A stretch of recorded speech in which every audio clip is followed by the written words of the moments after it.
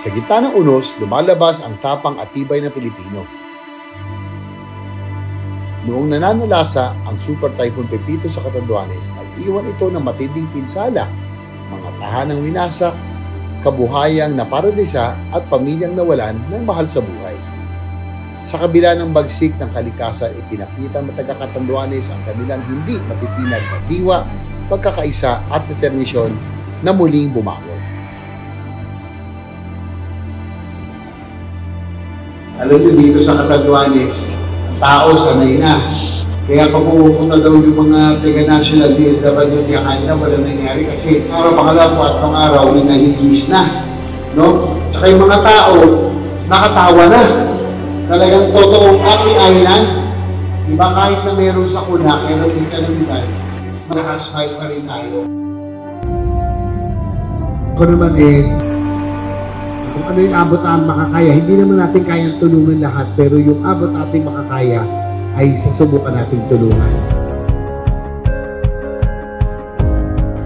Tawa ako na sinabi naman ni Mayor Glenda na ako yata ang unang senador na nagpunta rito. Yung huli yata doon, 1940s pa. Diba? Tama ba yun? 80 years, Mayor Glenda? Hindi kayo nadalaw. Pero ako po, nag-rin kasi ako, alam ko, mahirap yung rehabilitation process. Yung pagkatapos, di ba, yun ang mahirap eh.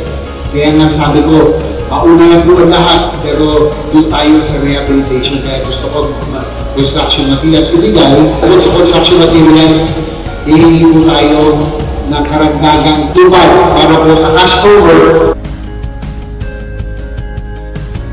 Sa mga taga-Karamoran na tandaan, siyempre ibang bayan kung ano pwede natin tulungan. Ito po'y paunang tulong pa lang namin. Baka isipin nyo, ako po'y tatakbo next year. Hindi pa ako tatakbo, pero nandito na ako para tumulong po sa inyo.